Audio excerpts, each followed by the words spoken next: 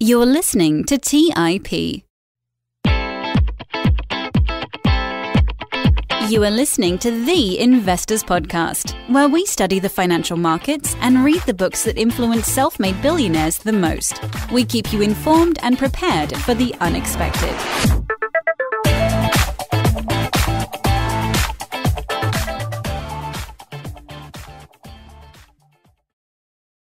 All right, so welcome to the show, Eric Cinnamon. Always awesome to have you. We were really looking forward to recording this one. Thanks, Preston. Thanks again for having me back. I really appreciate that.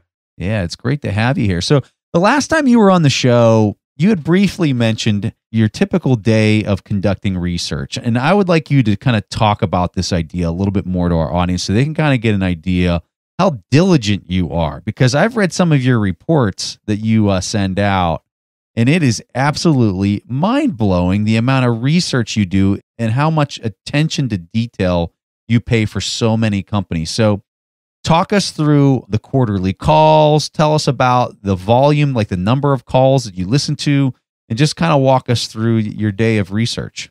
Yeah, I guess it depends where you are in the quarter. A lot of time lately, I've been doing maintenance research, which is going through a lot of these quarterly conference calls and earnings reports. So, that takes about 6 weeks to get through about 200 calls. I follow 300 names, but they're on different fiscal years, some of them. So about 200 calls. It takes, I can get through maybe 20 a day sometimes, It's a lot of reading. But fortunately, these are smaller cap companies. They're a little easier to understand, and their calls are, they're still about an hour. But the businesses themselves, it's a little easier than, say, trying to figure out General Electric, back in the heyday. You're listening to so many calls, and I don't know anybody that listens to this volume of calls. And so, when you say you're listening to that many calls, can you pick up immediately if there's problems in a business because you're listening to so many calls? Well, I should mention, I read most of them, so a lot of it's transcripts. But it is important at times, when I was running the portfolio, my top holdings, I would tend to listen to those. So I think tone is important when you're really trying to understand what management is trying to communicate. But, the routine, again, is 10, 20 calls a day, getting a better understanding of the businesses, getting a better understanding of what is going on in their current environment. It's not a lot of valuation work. I'm really trying to get a feel for where they are in their profit cycle. What are the variables that are currently impacting their free cash flows and helping me better understand the business, helping me better value the business. Do you feel like you have a better idea of how a certain industry is moving because you listen to these different calls? Yeah, and then you get a better feel for their suppliers, their customers, the vendors, and what is influencing, again, their margins at the time. You just think about right now, the trucking industry. The cost of the trucking industry is growing 20%. I do follow most of the truckers. So you can listen to their calls and get a feel for what their customers are going through. And then you get on their customers' calls and you think, man, these rates are going up 10, 20% on us.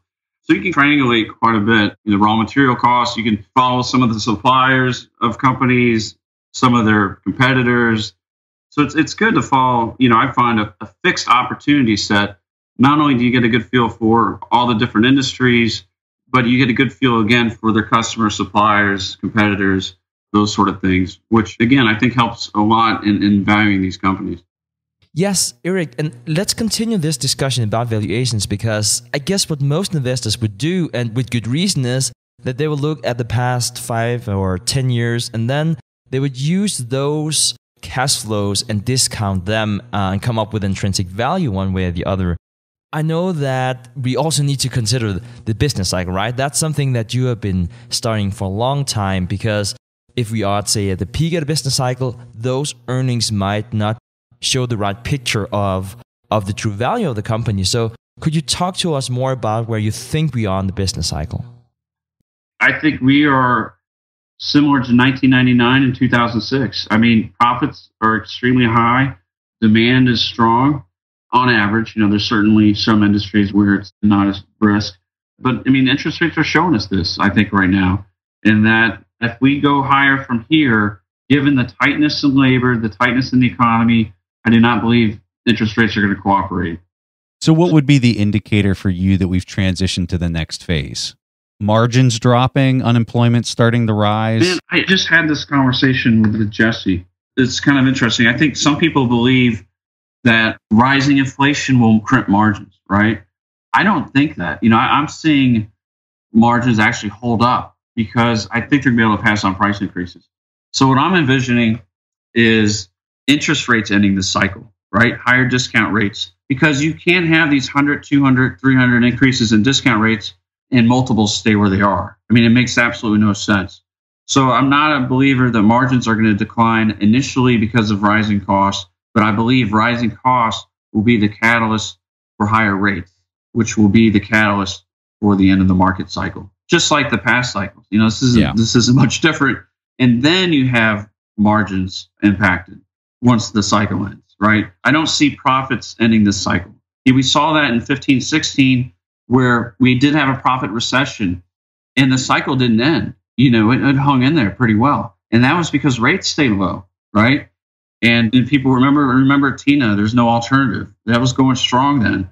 But, when rates go up, again, 200-300 basis points at these levels, at these valuation multiples, that's a considerable risk that I think eventually will impact margins, but it'll be because of demand, not price, not cost. So back to the trucker comment, what's the main driver for the 20% increase? Labor is a huge issue right now. There's a huge labor shortage, and they just implemented some electronic logging regulations. So it's making it much more difficult for truck drivers to, lack of better words, cheat on their hours.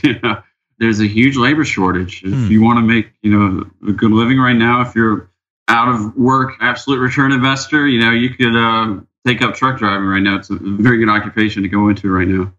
So as a person who listens to all these calls, what's your comment on the Elon Musk call that happened just this past week where he didn't even want to answer one of the analyst questions? Like, as a person who listens to so much, how would you interpret that? Is this just noise or is there something to this? Yeah, I wish I could comment on that. That's a little out of my league, right? I mean, I can relate a little bit. Some of the sell-side analysts, some of these calls, some of the questions they're not irrelevant, but they might be more towards, hey, will you fill out my model for me? And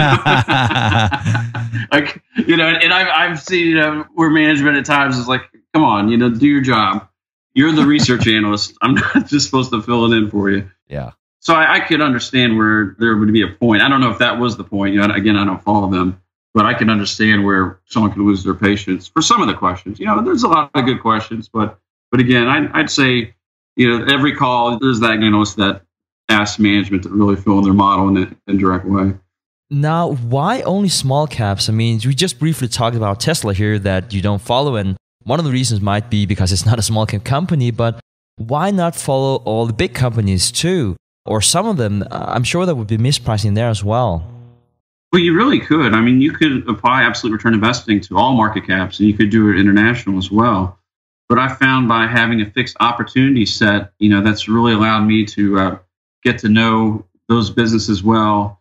And, we go back to going through all these companies every quarter. I think if I was starting from scratch and I just started following these companies, that would be much more difficult. It'd be much more challenging to understand these businesses well. I wouldn't be able to go through some of the calls and, I read them all, but there are certain questions that I'm like, okay, I already know this, so you just move on and you can get through more calls quickly that way. So let me ask you this. What are the top 2 or the top 3 big trends that you're hearing on all these different calls? I would say the biggest trends I've really started to notice in 2017 is rising corporate costs, wages. The ability to pass on rising costs is also new. I think the psychology has changed in corporate America, that now it's actually acceptable to ask your customer for a price increase. 2015, 2016 was a lot different. It was disinflationary. That shifted in 2017. We could talk more about, why that shift occurred. Another trend I'm noticing, business is pretty good. It's interesting in that I still remain uninvested, but overall, the companies I follow are doing fairly well, so I'm not really bearish on the operating environment. In fact, I think things are pretty tight right now. I'm noticing more mentioning of capacity constraints, inability to find adequate labor, the type of things you would see at the end or in a part of the cycle that is pretty healthy. Things are going pretty well for most companies right now. Would you say that the inflation is getting a little hot, or is it just healthy at this point based on the calls?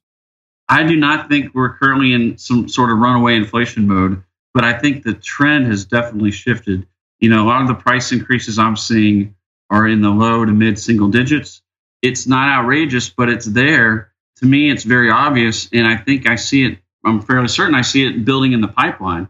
So when you see on these or hear on these calls that they don't increase pricing right away, it's their costs go up and then they respond. They don't raise prices right away. There will be a lag, a several month lag. That's what I'm seeing now. I'm seeing cost, pricing power, things I really haven't seen in a long time. The last time we had this type of environment, I think, was probably 1999, where wages were growing 4 or 5%, and the labor market was very tight. And I'm seeing that currently.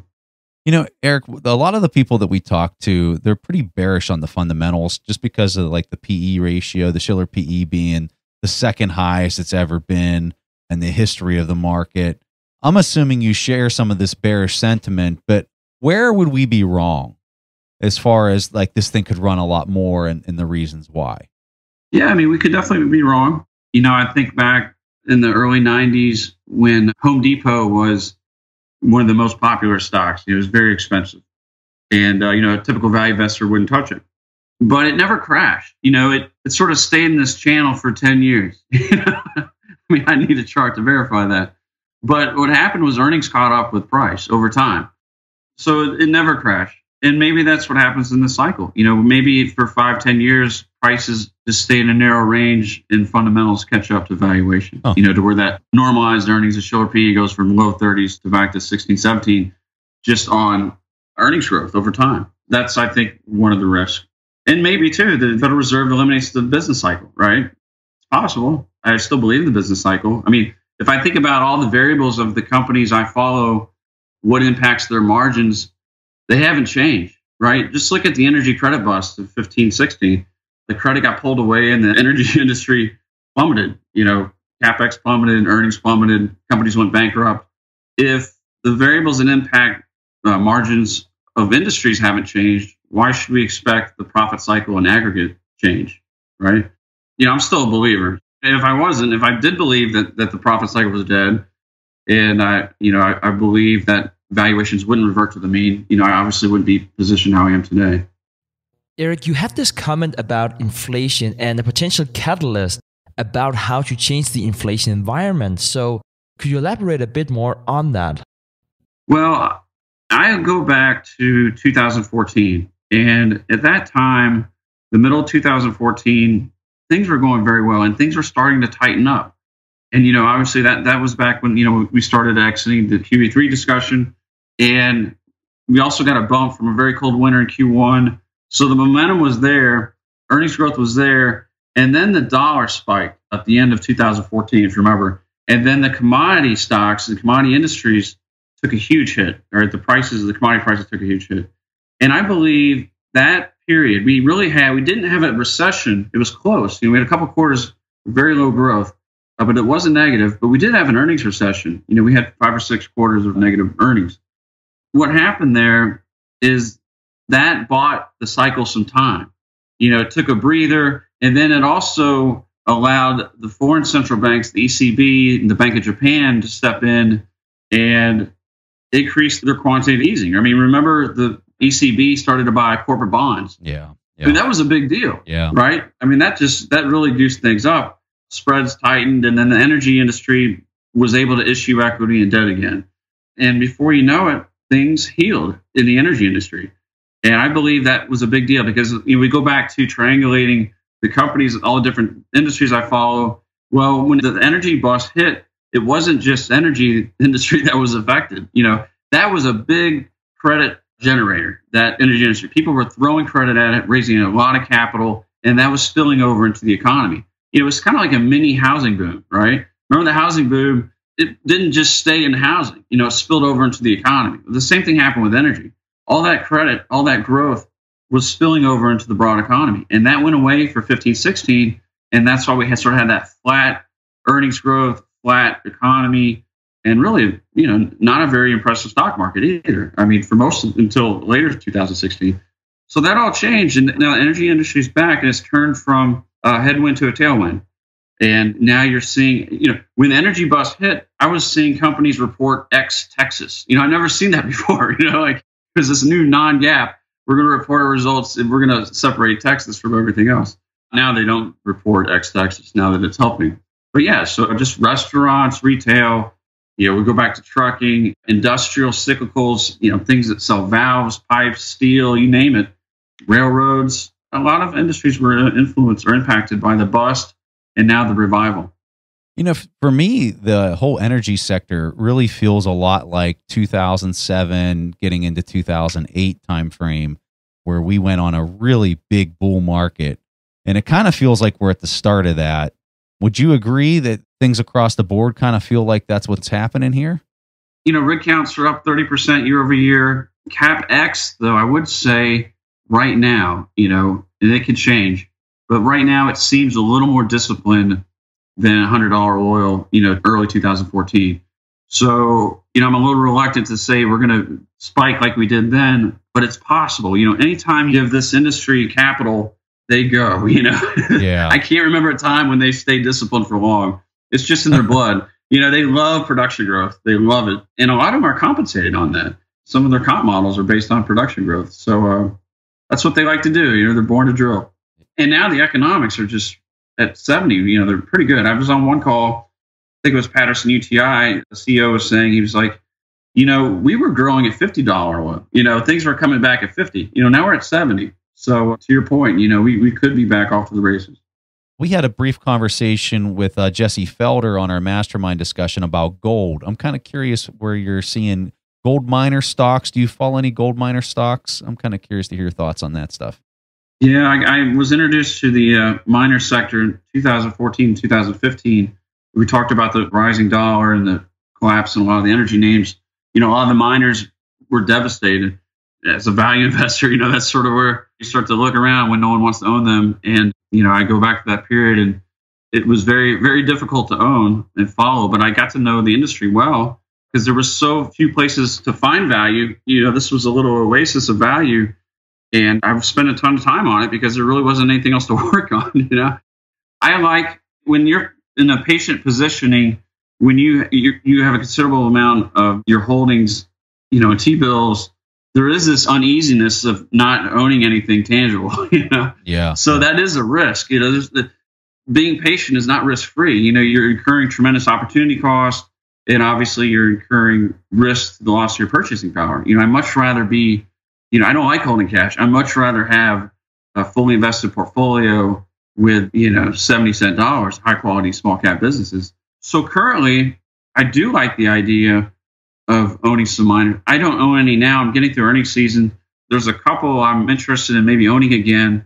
I sold the miners in the spring of 2016, the summer 2016. So I had a very fortunate exit point there. And they hadn't rallied from them. In fact, some of them are down considerably from their peaks in the summer of 16. So I do find some interesting where they're trading below what I believe is a fair replacement cost for their assets. So what are, if you had to name one or two companies that you really like right now, what would those names be? The 6-month T-bill just exceeded, I think it's 2.05 now. Yeah, it's getting up there. And the 2 years at 2.53. So if those were stocks, I think they would compete very well versus the S&P 500.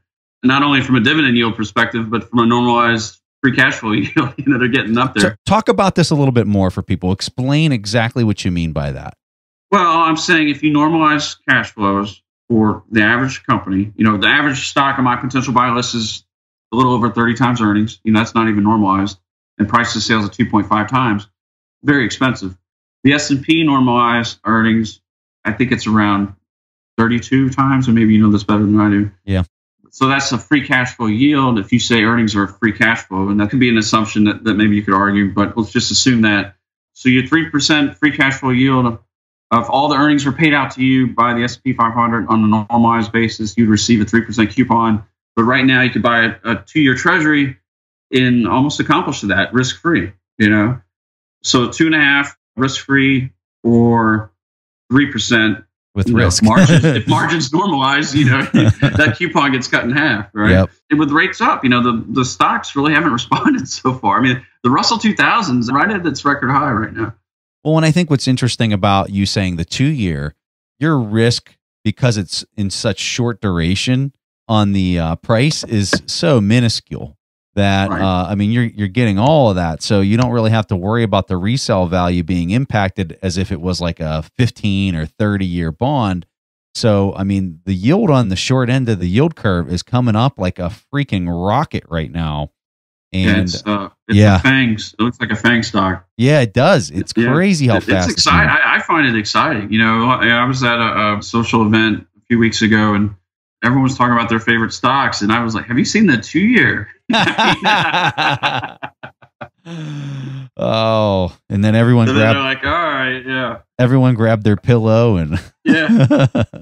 No, but it's. I find it exciting to just watch yields go up and the market not pay attention. I mean, if people are talking about the lower taxes, right, going to 21%, but if you assume 100 to 200 basis point increase in your discount rate, and say your discounting rate, maybe 5-6%, I don't know what people are using now, but that would have to be a low rate. That takes all that away, right? Yeah. From a valuation perspective, the valuation math, the higher discount rate takes completely away the tax rate benefit. But all people talk about is the tax rate benefit, not what's happening with interest rates. What's so funny, Eric, is we're talking about, 2.5% on the 2-year, and after you account for 3% inflation, your real return is a negative 0.5%, but you're comparing it to cash, which is basically a negative 3% return. I mean, we're really, if we could just step back, 20 years ago and play this conversation for ourselves. No, you're absolutely right. It'd be insane. I go back to 1999. I talked about that's the last time I remember the labor market being this tight. What were short rates then? 5? I know that's where they were in 07, right? They were at like 5.5 on the 10-year. And if I just read this quarter's calls, Q1 calls, and I had no idea where interest rates were. I read these calls and I saw all the commentary on cost, inflation, wages, the labor market, and saw margins where they are and top line growing again. I would have to guess that we would be close to 5 or 6% on the short end. Yeah. Because if my companies are raising prices 3 to 5%, why shouldn't short rates be around that level? I mean, we are at 1.5 to 1.75 on the Fed funds rate, and you have clear evidence of companies raising prices. Like this isn't, the CPI last week came out in like 0.1 or something, and I just shook my head. I said, "This is incredible." Here you have corporate America telling us. I mean, they usually don't tell us, right? Because pricing is a very sensitive topic. You really don't want to broadcast that. You might upset someone, or you might, show your hand to your competitor. But they are telling us on these calls. They are saying inflation. I mean, they are actually saying this. They're saying this. Inflation is a problem. This is how we're going to address it. Your comment, Eric, really reminds me of the interview that we did with Bill Miller here on the podcast. And he said, looking where things are right now, this could be somewhere around the 5% range. And back then, back in 2000, it was a GDP of more than 40. And interest rates were tripled back then. So why couldn't it happen again? I'm very curious to hear your thoughts about that, Eric. Because I think people believe the system can't handle it. The safety net for rates is they can't go that higher because it would be a complete disaster. Yeah. Well, no. Hey, how'd that argument hold up for housing, right? It was the same argument for housing. Just looking at the trend line of the 10-year Treasury, and like you can see that it's buttoned up against that 35-year trend that we've been on. And I don't think anybody wants to see what happens when it breaks that trend, because I think that it's going to be some interesting times in the markets if that, actually materializes. And I'm with you. If housing rates go up in any substantial kind of way, there is going to be some serious problems that happen across the country. I agree with you 100% on that. Yeah, and the long bonds is interesting too. It's hard to say what the bond market is communicating to us because the Fed really hasn't, reduced its balance sheet considerably, right? So we still don't know what the real rate is, right? It's still artificially suppressed. But if we could gather information from the long end, I would speculate that it's telling us short end is going to continue to rise, but eventually it causes an accident and the long end is going to be right? Yeah. Where we have another deflationary event. So I always say there's inflation now, and I'm seeing it. It's very clear to me. But I also say if we have a financial accident and valuations revert, all bets are off. Because then demand plummets, right? And then we're back to that QE4, QE5, and then regroup and let's start again. But in that transition period, there will be a slowdown. I think what the market is really surprised about is how fast this has changed. I mean, the 1 year, 2 year, it's been taking off like a rocket. It's almost as if the 2 years running the show. It seems to be functioning, and I like it. And I'm not only am I getting paid more to hold these short-term treasuries, but I like the fact that it just feels like markets are functioning again, at least on the short end. I think it's the QT that's happening, the quantitative tightening. Could be. Yeah. Right, in the supply. Maybe it's just that basic, demand supply, right? Maybe diminishing, or it has, right? The central banks or the Fed at least isn't buying bonds, and they're selling them. And now we have fiscal deficits rising, right? So we got to issue more debt. I'm curious to hear how the 2-year Treasury, if ever, would change your approach to how much and how you invest in small cap stocks like we talked about before. Is this a macro narrative that is changing your portfolio strategy right now? Well, it's really, for me, it's valuation based. So I can't buy these companies, and I have never used these risk-free rates to value businesses. I think about what my required rate of return is as an investor, and historically that's been 10 to 15% on small cap stocks. So I'm thinking it from a perspective as a credit analyst first, what do I require for this business? And then I apply a risk premium to that. So that's how I get my 10 to 15%. So that's my required rate of return. And at today's prices, there's just no way to get that type of return to small caps, right? So for me, even though I have a good feel for the macro from my bottom up work, which does lead me to believe that rates are rising for a good reason, and that would be negative for stocks. I'm not making a call on stocks. I'm a horrible market timer. I'm just saying if I was fully invested and I was paying 30 times plus for normalized earnings, I would be very concerned with rates where they are, because they are competing with you right now in a risk-free basis. And you're in a business with uncertain cash flows. So talk to us about valuation. Warren Buffett always mentions intrinsic value. How do you think through your valuation of a stock pick? Do you use discount cash flows, multiples, a combination of approaches? I use a discount cash flow method. It's a lot simpler than most. I talked about the discount rate of 10 to 15%.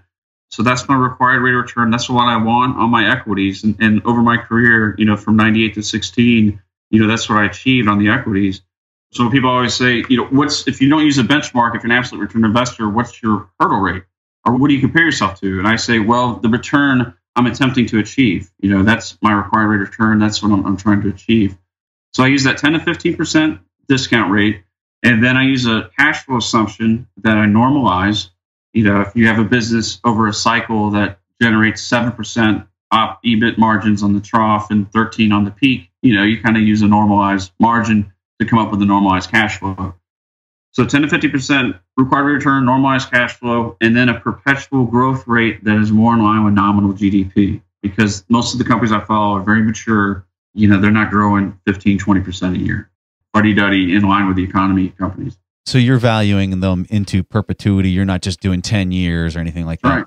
Yeah, because I've discovered over time, I tried this when I was a lot younger. I thought I knew everything. I didn't. But I thought I could actually predict what the cash flows of a company would be 5 years out. Well, I quickly learned that's impossible. Yeah. So I said, let's quit trying to guess each year, normalize the cycle, which then you can actually, I think, get a much more accurate valuation, because you could be wrong in year 3, but then maybe you're right in year 7. It all averages out.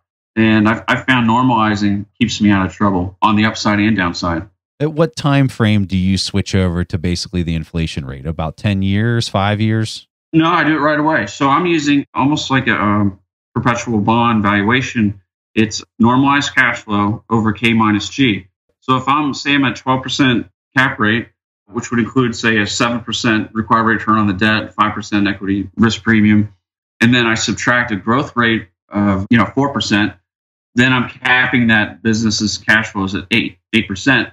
$10 million, right, on the 8 cap rate was on a $120 million valuation. So, but there's a lot of work that goes into that normalized cash flow, and then a lot of work that goes into that discount rate, because you need to know everything about that business to get a good feel for, again, as a credit analyst, what you should require as a return, and then as an equity analyst or equity risk premium, what you should require for the added risk of owning the equity. So that takes considerable time getting to know the business, and it's why I like to follow the same companies, because I want a good feel for the businesses. It's a lot easier if you've been following for 20 years, because you've seen them, you've seen everything almost that they've done and what they've said. Have they followed through with it? And every cycle, have they gained share? Have they lost share? You just see so much more and get a higher degree of confidence in your valuation by sticking with more mature businesses. So say that you're seeing this company and it has a declining or say a stagnant top line, and well, that would probably also be one of the reasons why it'd be priced at a very attractive multiple. And then you're trying to base your valuation based on that. So talk to us, how do you look at the importance of the top line? It's extremely important. We talked about these rising costs and these pricing maneuvers by companies. Now, if you want to know the health of a company, you really need to be looking at volume, units sold, services sold, because price is a big part of it. There's a lot of restaurants now with negative traffic trends, but they have positive comps because their average ticket is up, 3 to 5%. So that's something that's very important right now is top line. But the health of the top line, is it price or is it volume? It's a big difference. And that can be the difference between a healthy economic expansion and stagflation. So, Eric, I'm curious how you handle filtering and finding new companies that you're adding into the mix. Is it just something that you kind of happen to find, or is there a method that you're using to filter these kind of results? When I was running a fund, I used Bloomberg a lot, their screens, and I would have standard screens that screened on market cap and profitability. I would try not to weed out too many companies because, again, I normalize cash flows. So I don't mind if a company isn't generating trough results, but that can knock out a lot of companies out of screens because their earnings will be down and their valuations will look elevated. So I try to avoid that by being inclusive as possible. I would say most of my ideas have come through just general screening like that, going through a long list of names. But as my possible buy list has grown and sort of stabilized, I think more recently, or in the past few years, more of my new ideas come from working on companies. When I do my due diligence, learning about their suppliers, competitors, customers, and sometimes I'll bump into some of their public counterparts and this is interesting too, and then it just goes on my list. And there'll be some industries I thought I would never own, like the call centers. I never thought I would own a call center. I wasn't sure if they were high quality businesses. So new industries occasionally will come on. But when I go through screens now, I've been doing it for so long, it's almost like, I've seen this, I know this, I know why I don't have it on my possible buy list. And it's very rare that I come up with a new name. And if I do, it's usually maybe an IPO that doesn't have a long enough operating history to include on the possible buy list. So it doesn't change. Usually maybe a name will go on once a month and a name will come off once a month. And my whole goal there is just to continue to improve the quality of my opportunity set. Of the sectors that you follow, where do you see the bull case and where do you see the bear case? Bullish would probably be commodities. I think energy's done fairly well, and energy, on average, continues to have quite a bit of debt on their balance sheets. Some of the service companies are better off, but many of the E&Ps still have a little too much debt for me. I do like some of the precious metal miners. I plan to work on Alamos Gold, ALG. It's a debt-free precious metal miner. They have 2 mines in Canada, 1 mine in Mexico, or actually 2 mines in Mexico, but one that's actually of value. The other one's almost full depletion. It has no debt, over $200 million in cash, so it's an interesting potential buy idea that I plan on working on. So there are some, I think, miners now trading below tangible book or that sort of replacement cost valuation I work on. Yeah, I'm looking at the top line on ALG, and it's got a nice steady growth to it. Looks really nice. Yeah, the recent rise in gold has helped. They've also done an acquisition, so that might aid it a little more.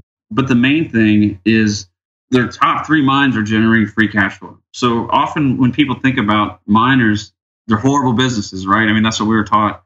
But a good mine can actually generate cash, considerable cash over a cycle once it's paid off. The development part is the CapEx heavy part. But once it's developed, I mean, you still have sustainable CapEx.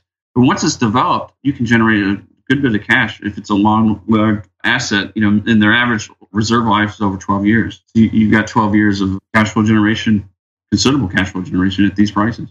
You look at the energy industry, what's an average well's life? They go through a well pretty quickly, the reserves very quickly, majority of the reserves sometimes in a year. Well, a good mine, the Young-Davidson mine at Alamos is a 15-year mine. So even if prices decline and you're not assuming financial risk, which you're not assuming much because they have no debt and over $200 million in cash, you can get through the cycle. With a lot of energy names, it's a little harder. Not only do you have the financial risk because many of them have debt, but the reserves are very short. You have to keep drilling every year, right, to keep replacing those reserves and that production. Where a mining company, those mines, again, will last over a decade. Very interesting. And how about the sector that you're bearish on? It's a great question. It's so broad, this cycle. Usually, it's pretty easy. I think the last time you were on, we talked a little bit about the retail sector. It had gone through just total punishment. Most of it was just because everyone was scared to death of Amazon. And I think the traffic in a lot of these malls is way down. How do you see retail today and kind of moving forward? Yeah, so we talked about retail the last time we talked, and I think we both thought that the sector had been beaten down considerably, and I would agree with that. Really, the easier comps over a year, that's sort of to be expected. But also you've had many of their competitors go bankrupt, and that liquidation has worked itself through. Inventories are in fairly good shape.